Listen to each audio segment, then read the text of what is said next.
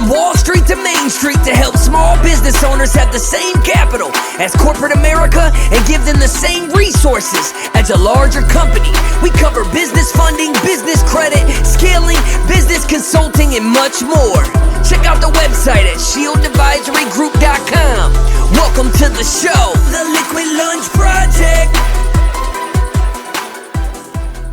Hey, what's up, everybody? Welcome back to another episode of the Liquid Lunch Project. I am Matthew R. Meehan, alongside my partner, the Professor Luigi Rosa Bianca. What's on tap today, Lou? Matt, if I had to tell you the resume of our current guest, the podcast would come and go. So I'm just going to introduce her simply as the Mad Woman. You know the show Mad Men? Well, she is the Mad Woman. She is Madison Avenue incarnate. And not only has she had a wonderful, successful career in advertising, now she's giving back by teaching. A professor at Kean College, an author of, ready for this, Matt? 25 books. I don't think you and I have read 25 books. She's written 25 books. Welcome to the podcast, Ms. Robin Landa. Thank you so much for having me, Matt and Lou. I really appreciate it. So tell us a day in the life of a mad woman. Well, I have certain non-negotiables. Actually, an article about that just published today on USA Wire that I write every day. I exercise every day. And when I teach, I manage to squeeze those things in as well. And I just thrilled to be here with you guys. You know, Robin, one of the things that Matt and I struggle with, because besides being very handsome podcast hosts, we also run businesses on a day-to-day basis. And it's always very difficult to convey a new, sharp message that resonates with the public. Help us peel back the onion and give us and our audience some tips on getting those creative juices flowing when you're trying to spread the word about your business. Well, I think you want to think strategically. You want to use strategic creativity and not just creativity. So you really want to think about your audience and what they want and what they need and what you can offer them and what's in it for them. There's an old, I don't know if you guys remember, you're probably too young to remember Calvin and Hobbes cartoons by Bill Watterson. Of course. And it's a little boy and his imaginary friend who I think is a tiger. And the phone rings and Calvin, the little boy, answers the phone and the caller says, "May I speak with your father?" And Calvin says he's not home. And the caller says, "Would you take a message?" And Calvin says, "Well, what's in it for me?" And I think that's what all of us think when we think about patronizing a business or we need something, we want a product or a service. What's in it for me? What do I get out of it? And I think that has to be very clear to your target audience. And if you're advertising, you really need to understand where your audience is hanging out. Where are they today? If you're using social media, which channels are they on? How do they use it? What's the demographic? What's the psychographic? So there's so many different ways to go about it. And the biggest tip I can give to anybody who's creating marketing or advertising is that the biggest risk is to play it safe and to create a pedestrian solution rather than an uncommon solution. Now, Robin, do you rely greatly on demographic metrics? You know, we always hear, they're trying to attract the 18 to 35-year-old female and they're trying to attract the 35 to 52-year-old male. I mean, how much of that goes into planning? And how much is just that visceral feel of, wow, that Nike swoosh is going to resonate? It goes into planning and psychographics are taken greatly into account. The lifestyle, what people are thinking, what communities they belong to, where they hang out, what they do, behaviors, all of that is taken into account. And that's usually provided to the creative team. That comes from either from the client or from the strategic planner, or somebody's done their research. And when we work at an ad agency or a branding studio, that's usually provided to us. But what I always tell my students or my clients is one great thing you can really do to find out what people really think about your business or the sector or the product or the service as a commodity, not necessarily the brand, but it could be about the brand, is to go on to Instagram or Twitter and hashtag it and really look at what people are saying. And so what do they think? What do they feel? What do they believe? Do you need to change their belief? Do you need to change their perception? So we call it social listening. And it really, really is helpful. And it's free. So, Robin, you've been in the industry for quite some time. You're a wily veteran. How have you seen this industry evolve over the last few decades? Because you couldn't hashtag 20 years ago. Right. That's a great question. It used to be that television was the thing. Television commercials were the thing. We all the creatives wanted to work on them, and they were the big money maker for ad agencies because the ad agencies got a cut of the time of when we paid for the media. But now my students aren't watching television. Gen Z isn't watching television. They're on YouTube. They're watching videos. They're live streaming. So it's no longer the focus of an ad campaign. You really have to know where your audience is and tap into that particular channel. So TikTok, people are going to TikTok for not only advice, but to learn about brands. Gen Z doesn't mind brands talking to them. Instagram, Twitter, Snap, Be Real. I don't know if you know about Be Real. That's the newest French channel where people are, it's about being authentic as opposed to slick. So the business has changed dramatically. The model for how we get paid has changed dramatically. But isn't that a better thing? Isn't it more transparent to the advertiser at this time, right? Because before that, going off TV ratings or Nielsen, right, you really didn't know what was real and what wasn't, but now you can actually go out and do what you said as socially listen to see if it's even effective. So isn't it better for everybody all around that it's changed? It's better for it's certainly better. Yeah, I think you're right. I think it's better for the consumer. They do participate. And so it's a double-edged sword. Yeah, you can find out what they think, but what they think might not be great in terms of what you've just put out there. And they'll let you know really quickly. I mean, that'll just go all over Twitter. So you have to really monitor.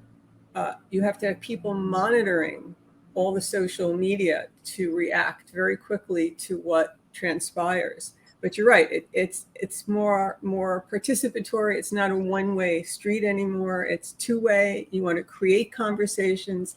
People are very happy to talk to brands. It's crazy. I mean, things like, Wendy's goes into Fortnite to play with people, and people don't mind. It's an amazing phenomenon. It also gives brands a chance to actually show their personality. And they could be a little bit off the cuff and a little bit spunky and a little bit fun, right? And I think people are reacting to that more and more these days, in my opinion. But again, what do I know? I'm not in advertising.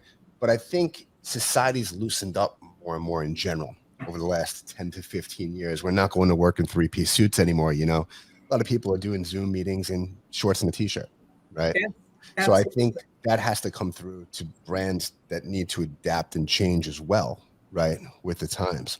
What would you say one of your favorite brands that has done this in the past, and who are they? There's a brand entering the American market, Midea. It's a Chinese air conditioning company, and they're actually aiming at New Yorkers because people who live in New York City, I should say New York Cityites, not upstate New York, New York Cityites who live in apartments, the apartments become very hot in the wintertime from so much heat. It's really an overuse of heat. And so they've aiming at these people to let them know that you can run your air conditioner all year long. And they hired Pereira Odell, which is one of my favorite agencies. They're extraordinarily strategically creative. And what they did was they ran a film of just an air conditioner for 90 minutes in a New York City movie theater so that New Yorkers could go in and sit in an air-conditioned theater and check their phones or talk. There was a line to get in to this movie theater just to watch an air conditioner on the screen. Wow. I live in Central Florida, but I have a house down in South Florida. And every time we're on I-95 driving down there, there's this one billboard. And my wife's usually sitting next to me, and it says, "Your wife is hot." And then it's a picture of an air conditioner company. I thought that was brilliant. You just never forget it. I can't tell you the name of the company, but I can tell you what their tagline was on that billboard. Well, if you saw it again, you might remember. So Well, sometimes Robin, is that the goal of Mad People? Is it to create a message that sticks with you, that resonates? You know, like a tune that you can't stop humming, or a visual that you can't get out of your mind. Is that the key, or is the key sales, or is that result the result of sales? it all part of it. So let's say it's consumer packaged goods and you're at the shelf, right? And there are all these, in this country, we have so many choices. So where's your hand going to go? If you're not worried about that this brand's on sale or that brand's on sale, perhaps at that moment at the shelf, the jingle comes to mind, or the slogan comes to mind, or the ad that made you laugh comes to mind, or the ad that made you heartwarm comes to mind. So it's really about getting a position in your brain, really getting in there. But sometimes it's really about function. I'll give you one of my absolutely favorite case studies, which is, and Burger King is a great client to work for. Amazingly, they take risks. They're creative. They're great thinkers there. I don't know how they're doing now. Fernando Machado left, but anyway, they FCB in New York created a campaign for them called Whopper Detour. And the goal was to get everybody to download the ordering app on their phones for Burger King. So they had just created the app so that you could order ahead. Now you could give a coupon, right? You could do the normal thing that everybody does to get you to download an app for a fast food company. But what they did was an entire campaign where you had to go into the vicinity of a McDonald's and you could order a Whopper for a penny, but you had to order it from McDonald's. And then you had to drive to the Burger King to pick up your Whopper. But it's great. They had like millions of downloads. It almost broke the internet. Robin, let me ask you, what happens when a brand goes too far? Let me give you an example from Matt and I, okay? I'm a little bit more of a classic guy. Matt is much more hip and cool and wears the coolest high top sneakers. But let's say a brand that I would frequent and I would get a suit or one of my famous sweater vests, right? Now they've gone urban, right? They're selling high tops, they're selling loud t-shirts, and they're alienating me. They also want to attract Matt. How does a company, I'm just giving you a silly example about men's clothing, right? Who cares? But how does a company walk that fine line between being at the cutting edge without alienating the old fogies like Luigi? They might alienate, company, and they know that they're going, if they're smart, they know going in, they're going to alienate part of their audience, but they might get a wider group or a group that spends more by aiming at this new audience. So I'll give you an extreme example. Nike, when they used Colin Kaepernick as their spokesperson in their Dream Crazy campaign, they knew going in that some people were going to react very negatively, and people were burning their Nike wear and burning their shoes. But ultimately, Nike stock went up because the people who believed in Colin Kaepernick and believed that Black Lives Matter and believed in Dream Crazy supported the brand. So if they're smart going in, they know what's going to happen. If they're not smart, they might not know how to deal with customers who leave. So you open the door and I'm walking straight in. Does a company have a moral obligation to the community and to the planet at large? Absolutely. Right? Once upon a time, you had to answer to your shareholders. You had to make money. You had to watch your P's and Q's, make sure the profit and losses were on the right side of the ledger. But now you have to be eco-friendly. You have to be politically correct. What is the responsibility of a company today vis-a-vis the outer community that it participates in? I think that people will hold them accountable, and I think they should be held accountable. I totally believe in the triple bottom line: people, planet, profit. I think we're at an inflection point, and corporations have to step up and do some good. And they have to really watch their supply chains, and they have to be sustainable, and they have to be eco-friendly. Gen Z will hold you accountable.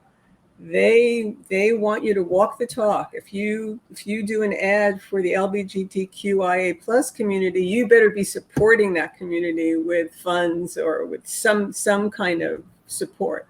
So I mean, in my own ethos, that's what I teach. I teach purpose-driven advertising. I think it's just corporations have to do their part. What are some strategies that you teach in your class that our audience can take away from this? And let's talk about your book too, some ideas as well that the audience listening right now, because most of them are small business owners, can utilize inside their businesses on a day-to-day basis. I think it's very important to have an insight into your audience. Who are you serving? What do they want? What do they need? Can you anticipate what they need? Can you fill a gap in the market? Can you do something that somebody else is not doing? And it could be a unique selling point, but it also could be the way you do it. I think you really need to know who your audience is, and everything comes from there. And then you determine your North Star thinking. What's the general, broad, larger idea behind your company? Why do you do what you do?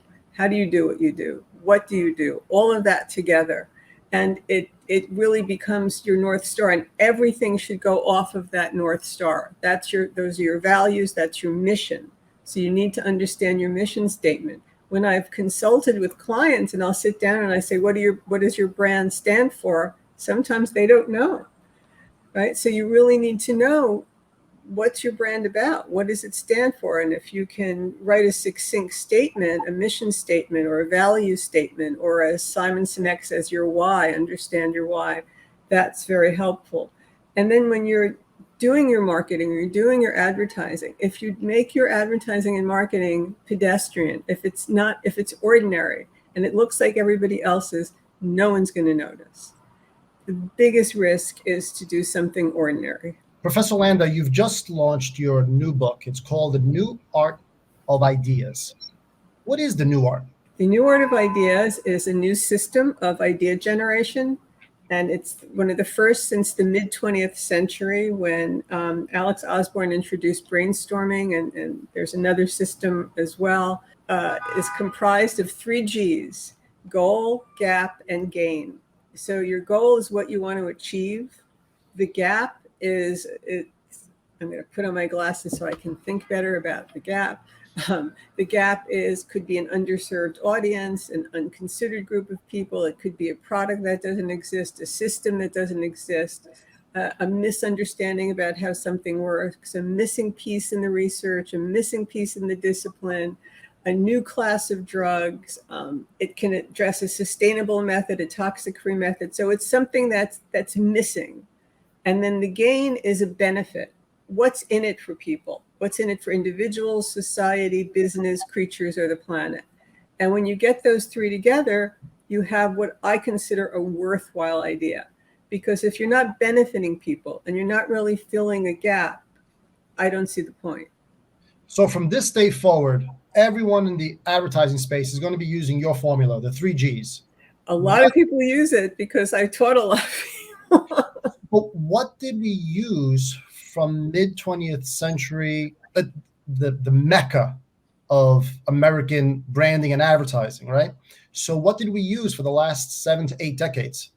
Well, I'll give you 3 methods that are pretty common and well used. One is Alex Osborne. He's the O in BBDO, the ad agency. He introduced brainstorming in the mid 20th century. And he introduced it at his ad agency. Creative teams would sit around a table and throw out partially formed ideas or fully formed ideas. And that's brainstorming. It was meant to be used in a group. People use it now individually. They use it in groups. The issue with brainstorming, as far as I see, working with clients and my students, is that it's a black box. How do you form that idea? You're just supposed to be throwing it out because they give you a subject, but how do you form it? If this would help your students, Matt and I and our team do the same thing, brainstorming, but we use a bottle of Glenlivet, and we found that really flows the creative juices. Absolutely. A glass of wine will go a long way. The other method is a 5-stage method. And two different people came up with that. Graham Wallace in like 1920 something, and then James Young Webb later on in the 1950s. And you do your research, you allow the research to incubate, and then you have an illumination. And that illumination is supposed to be the aha moment, the eureka moment of when the idea pops into your head. But again, how does it form? Like, it's supposed to form while you're allowing it to incubate, and then it pops up. But for a lot of people, they don't know how to get it to pop up.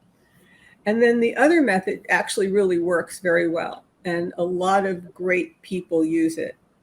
Mark Twain, Einstein, Steve Jobs, and that's combinatorial thinking, where you take two different ideas and you combine it into a new idea, or you take two different things and combine it into a new thing. You combine.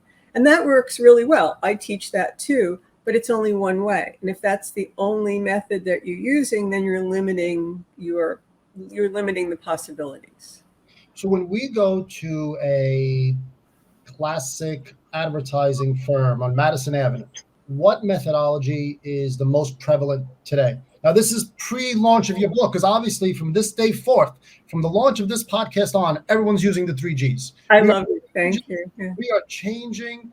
This is the crossroads of marketing today. However, what is yesterday? What did Madison Avenue use yesterday? I think a lot of people still use brainstorming. If you look it up, some great top professionals like Brian Collins, who's one of the great brand strategists and brand designers in the world, doesn't think it's worthwhile. A lot of people still use it. A lot of people use the 5-stage method. But a lot of people who work in agencies who are creatives intuitively understand what to do and what to look for. And so the methods of brainstorming and the 5-stage process come more naturally to them because they've been trained in creative thinking. So my students go through a whole process in learning how to think creatively. And that helps you. But those are the methods, and combinatorial thinking as well. So Robin, professor, you're teaching students every day. Can you teach creativity, or is that something that is innate? I mean, for example, we have a lovely member of our team, Jenny. And she's a copywriter. She's a brilliant writer. She comes up with stuff, and Matt and I are in awe. Like, how on earth did she get this creative? Like, her parents must have gone to some sort of sage and prayed to the gods of creativity. But can that be taught? Yes, it absolutely can be taught. I teach it every day. I think that some people are naturally creative, and I think there are certain characteristics that make you more creative. So people who are very curious tend to be more creative. People who are good observers tend to be creative. People who speculate and will ask a question like, what if we could become invisible and listen to other people's conversations? What if we could beam ourselves to another planet? You know, if you look at science fiction writers or films, all those what if questions are in there. Those people have been thinking about what if, or if only we could do that. And if only isn't about regrets, it's about possibilities. So people who are creative tend to have these routines or habits of really observing, listening carefully. So for example, if you say something, I might hear something really important in what you've said about your business or about something that you're concerned about. So you're really good listeners. So if you teach people to be more curious and to observe human behavior, it really, really enhances creativity. It unlocks the creativity that's there. Professor Landa, when you have a student that obviously goes into the workplace and now is wildly successful, let's say you turn on the television or you open up a magazine and you see one of their works, do you have that grandmotherly pride because that's one of your students that created that? Or is it I could have done better than that? No, they call me Kean Mom. I'm their Kean Mom. I'm extremely maternal. I have one child, but I would love to have had 10. So they're all mine, and I'm so proud of them. When I'll give you one little story. Well, right now, Max Friedman, who was my student, and I was one of his mentors. He had 2 mentors at Kean University. He was just named one of the young guns by the One Club, which is the top people under 30 years old. So it's really exciting for us. He was also named an all-star of a portfolio review. Or one of my students, Brooke, when she went on to her first internship at a really prestigious ad agency in New York, after her first week, she came back and she said, Robin, I was on a creative team. And I said, and we could do this, and we could do this, and we could do that. And the creative director wanted to use all my ideas, and all the other interns were just sitting there. And I was like, oh my gosh, this is amazing. Yeah, I'm so proud of them. Robin, you've done so much. I'm afraid to ask the next question. I really don't want to. But what's next? Well, I'm working on a book for Columbia University Press with Greg Braun, who is a retired global chief creative officer of Commonwealth McCann in Detroit. I met Greg through, Greg actually used one of my books and went teaching in Detroit. And he contacted me and said, I have to tell you that your book is really useful. I've tried other books and they're not useful, and yours is really useful. So we became email friends, and now we're co-authoring. So that's what's next for me, besides the fact that I'm on this book tour for the New Art of Ideas. So, Hey, Robin, we're not going to tell your students, and they don't listen to the podcast, but do you make your students buy your books? I do, but then I give the money back. How? Nice. We have the Kean Foundation, and the reason that I hustle is that I have funded at least 35 scholarships. Wow, that's wonderful. awesome. Good for you. So part of my hustle is to make sure I can give money back to students in need. At our university, our students are all, well, mostly first-generation college students who are working their way through college. And so I feel that I paid for my own daughter to go to college. I want to try to help other people go to college. That's amazing. God bless you. Thank you. Robin, I do have one question for you. Maybe you can help me out here.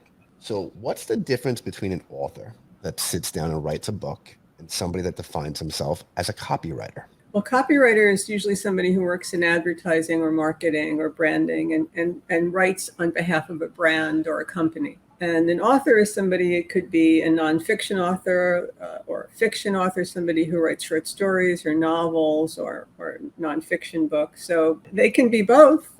No, yeah, I know they could be both, but so is there different skills that are needed for each? Yeah, for a copywriter, you really have to learn how to write very succinctly and to get your message across very quickly. And because people give you like 2 seconds of their time, and if it's not interesting, but you're writing for a huge audience, whereas an author, depending on the author, might be writing for a smaller audience. So, for example, I mentor faculty around the country who want to write books about design. Their audiences are going to be much smaller than John Grisham's audience, right? So it really depends. But copywriters do have to learn how to get a message across very quickly and very cleverly. Professor Landa, let's have a brainstorming strategic session right now. The three of us have a business. Now it's a small business, right? So we suffer from funds alone. So funds are not unlimited like you would see on the Super Bowl advertising budgets, right? Once a company reaches a certain breadth, do you recommend that they hire someone in-house to manage their brand and manage their message? Or do you still think it's most efficient to hire an outsourced advertising and marketing company? What are the pros and cons of keeping it in-house versus hiring a third party? Keeping it in-house, depending on your budget, as you said, if it's a small budget, you're hiring one person. And so that one person now has to do the art direction, the copywriting, the UI, UX, the website, everything. And so it's all dependent on that one brain. If you're hiring an agency, you're going to get more than one person. Even a mom and pop shop or a smaller shop, you're getting more than one person. And you might be getting interns there as well. It really depends on how much control you want. Obviously, in-house, you have complete control over what that person is doing. the agency, you have to deal with their people and them convincing you what to do. It really is a different feeling. But again, that in-house person is your go-to for everything. Do you have any stories for us on how we can see the evolution of a brand over the, let's say, the last 25, 30 years, and how they've conformed with today's reality? I think Wendy's is an interesting example of more traditional television advertising to being, as, I don't know if I think Matt said it while we were talking on air, to becoming very sassy online and having a very, very sassy, distinct personality. I remember Wendy's as the girl with the pigtails. Right. And it was very homespun and very family oriented. And now they're very sassy. And they're trying to appeal to a younger audience, to Gen Z and Gen A and different communities. So that they've evolved. Burger King's evolved. I think that's because Dave died. Wasn't Dave in all the commercials for Wendy's? He was a lot of them. He was, yes. He was a patriarch, right? Yes. Dave Thomas, I think. Dave Thomas, yeah. Yeah. See, we remember that. I guess it does really work, Lou. So I think that's a good example. Wendy's is now, as I mentioned earlier, they're in Fortnite. Wait, wasn't Wendy's the brand with Where's the Beef? Yes. Oh, Yes. So they were always kind of witty and cutting edge, right? Yes, but that also evolved, right? So it depending on the agency, and in fact, it's so funny that you say that, because the judge who's judging the Mar-a-Lago documents just said, "Where's the beef? I want to see the beef." So she just resurrected, and he just dated himself. that landed. But it's really interesting how advertising lands in culture and how we hold on to certain things. So that was, she dated herself. Oh, Professor, I'll make you laugh. Just the other day, I tend to wake up very early, and my wife turns over to me. She says, "Where are you going?" And I literally said to her, "Time to make the donuts." I have no idea where it came from. It had to be from some recessed part of my brain from my childhood, but I still remember these one-liners from commercials. Time to make the donuts from Dunkin' Donuts. That one definitely sticks in your head. There's a bunch of them, though, if you think about it. Well, and what does it mean? It means that they're fresh, right? Because he had to get up super early, and that's your good copywriter, Matt. Well, they don't make donuts anymore, so they're just Dunkin'. They drop the donut part. There's a lot of good one line. Was it Coke? Have a Coke and smile, right? Just something simple like that. Yes. And Coke was one of the first ones to really think about diversity and really trying to embrace the idea of the world as a community. Oh, didn't Coke have that commercial where they integrated Michael Jackson's "It's Black, It's White" song when the people's faces were transforming as they were drinking Coke? Might have been Pepsi, but you're right. It was Pepsi. It was Michael Jackson. Yeah, you're right. Yeah, you're right. So, rumor on the street is, Robin, that you've made a Super Bowl spot or two. What were they? What did you work on? No, I didn't. My students did. Your students did. I thought I read. I'm sorry. Yes. No. I thought you worked on. She's the grandmother. You're the grandmother of the spot. Let's make me a mother, not a grandmother. Mother Kean. Mother Kean, yeah. No, my students have worked on spots for BMW, Volkswagen, Starbucks, Marvel. I can't even think of all the Johnson's sausage, a whole bunch of stuff. But I've never worked on a Super Bowl ad. Indirectly, you have. Well, my co-author Greg Braun has. He's when he teaches online, one day the dog was barking, and he got up and went to see what was happening, and you could see all his Emmys behind him. So, oh, that's awesome. That's so, Robin, so much effort was always put into those big ads, but TV is not dead. Is it on life support right now? Well, I think it's morphing. I think I'm still watching. Certain generations are still watching television, and it's morphing. It's streaming. We're paying. It's a paid model now mostly, but if you're watching the major networks, they're still paying. Advertising is still what's giving you that entertainment. I think it will evolve. It depends on technology and the intersection of technology, of how home units, entertainment units evolve. And if we're watching on whoever thought we'd be watching programming on a small screen, on a mobile screen? Some of my students watch everything on their mobile.